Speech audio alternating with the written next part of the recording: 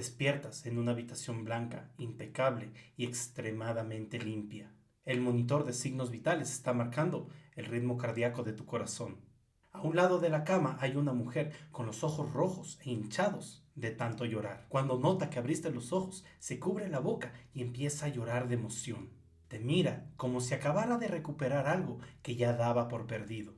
Y tú no entiendes por qué. La mujer se acerca, toma tu mano con una ternura desesperada. Y tú sabes quién es, lo sabes con la misma certeza que sabes que el fuego quema.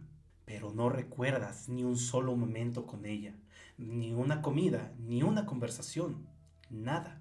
Solo sabes que debe ser importante para ti y ella empieza a llorar aún más. Tú intentas consolarla, pero dentro de tu cabeza hay un silencio antinatural. Luego entra otro familiar y sabes quién es. Conoces su rostro, su nombre, su lugar en tu vida, pero no recuerdas ni un solo momento con él.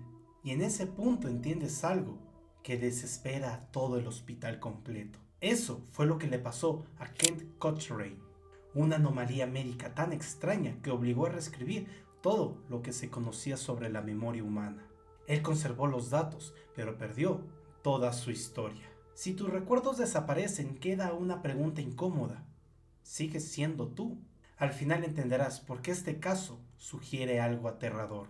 Tal vez vivimos sostenidos por recuerdos mucho más frágiles de lo que en verdad creemos. Y algunas de las mejores historias llegan de comentarios como este.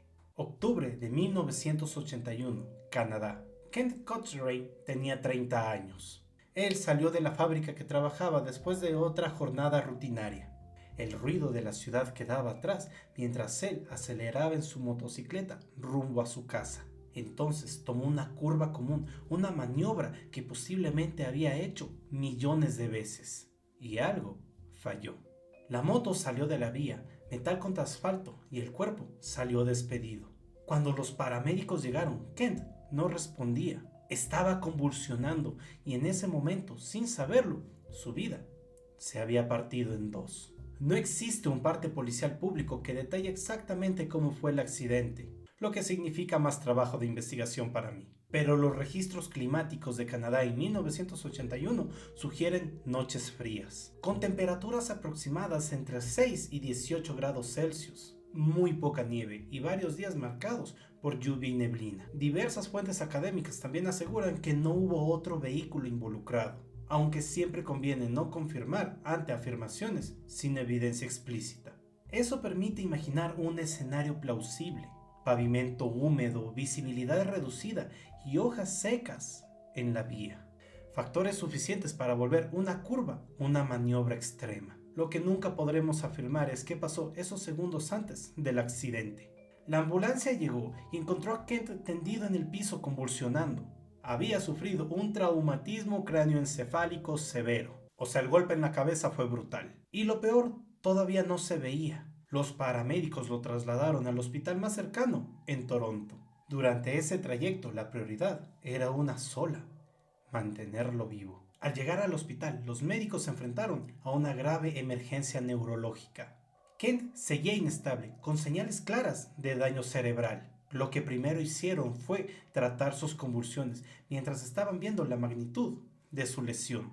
En situaciones así, la máxima prioridad es evitar que el cerebro se autodestruya, mientras todos corren alrededor con batas. Durante horas, la batalla fue estabilizar a Kent. Los médicos lograron contener la emergencia esa misma noche, pero la verdadera estabilización llegó días después. Además, tuvieron que operarlo por un hematoma subdural. Eso es extremadamente grave. Imaginen el cráneo, que funciona como una caja, y dentro está el cerebro. Si empieza a acumularse sangre, la presión aumenta, los tejidos cerebrales empiezan a comprimirse y las neuronas empiezan a morir.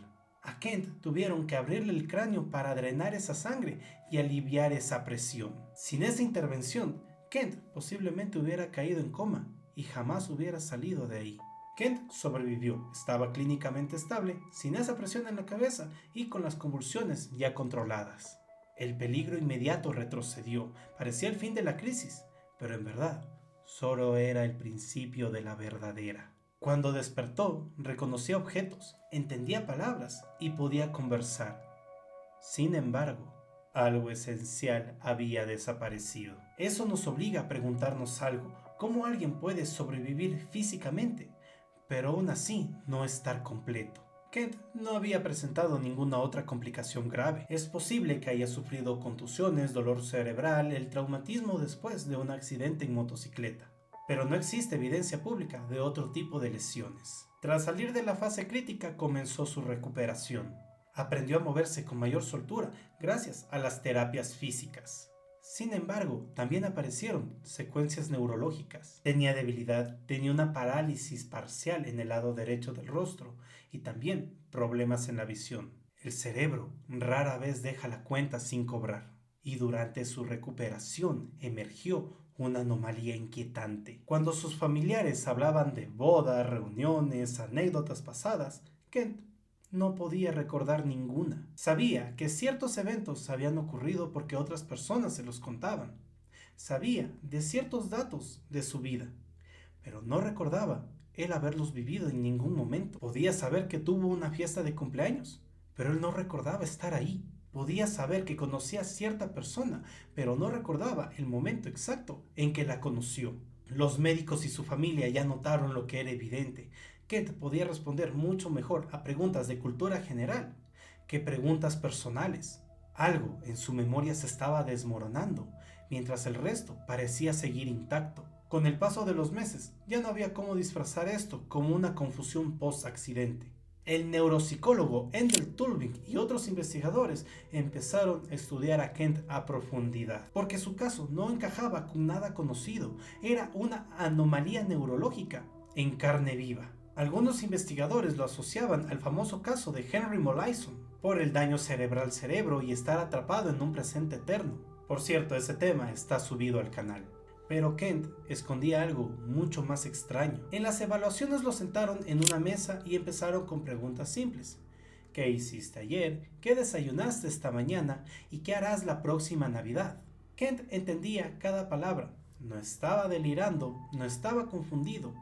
Miraba, pensaba y no podía ir a ningún lugar que no fuera en esa misma sala. Él no podía regresar en su mente a un ayer, no podía avanzar hacia un mañana. Fue entonces cuando surgió una idea crucial. La memoria en sí no era una sola cosa, y Kent parecía haber perdido esa segunda forma, la memoria episódica autobiográfica. Pero lo más brutal de este caso aún estaba por descubrirse.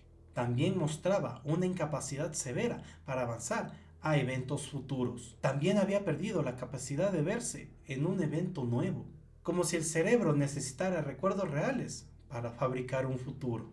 Y eso deja una pregunta inquietante. Si la mente usa el pasado para construir algo nuevo, ¿qué eres cuando ambos desaparecen al mismo tiempo? Cuando los investigadores creyeron entender el desastre, apareció la verdadera anomalía de esta historia. El hombre, que no podía recordar nada, todavía podía aprender. Y muy bien, de hecho. Ender Tulving y otros colaboradores lo sometieron a nuevas pruebas. Le enseñaban tareas progresivas y luego veían si iba mejorando. Lo perturbador era que Ken aseguraba todos los días que él no había realizado esos ejercicios antes. En una de esas pruebas tuvo que aprender a manejar una computadora con comandos complejos. Más adelante debía dominar 73 combinaciones de teclado distribuidas en múltiples secciones. Y mejoró cada vez más rápido, cada vez más preciso. Sus manos aprendían, mientras su mente aseguraba jamás haber estado ahí. Esto ya se había visto brevemente en pacientes amnésicos, pero en Kent era brutalmente claro. No recordaba la práctica anterior, pero lo hacía mejor en la siguiente. Entonces lo más inquietante entró a la mesa, no desde el teclado, sino desde la misma muerte. Kent sabía que su hermano había muerto. Conocía el hecho y podía decirlo. La información estaba ahí y nuevamente no podía revivir en el momento en que él lo supo. Entonces surgió una idea devastadora. Tal vez el dolor no existe completo, sin memoria. Tal vez sufrir también depende de poder regresar. No era ignorancia, era algo peor, era estar separado de la propia existencia. Tulving decía que recordar un episodio era algo mucho más que solo almacenar datos. Requiere una forma especial de conciencia, la autonoética. Kent parecía haber perdido justamente eso. Su pasado existía, solo que sin el dentro. Las neuroimágenes posteriores demostraron daño cerebral interno, incluidas el hipocampo bilateral. No solo había perdido la memoria, había perdido la puerta de entrada a su propia vida. La ciencia entendió algo gracias a Kent. La memoria no es una sola cosa. Hoy sabemos mucho más sobre cómo el cerebro guarda recuerdos, pero seguimos casi oscuras en una pregunta peor. ¿Cómo esos recuerdos se convierten en identidad? Eso obliga a mirar una frontera incómoda. Tal vez el yo no es una estructura simple. Y entonces la pregunta ya no es solo qué pasa cuando pierdes los recuerdos. La pregunta real es otra. ¿Y si los recuerdos que sostienen quién eres ya están cambiando lentamente, sin que tú los notes? Kent perdió la memoria en un solo instante. Así que recuerda esto. Estamos solo a un mal golpe de olvidar quiénes somos. Si esta historia te dejó pensando, te leo en comentarios. ¿Qué otro caso te gustaría que investiguemos? Yo soy Israel Alminate y esto fue Anomalía Z.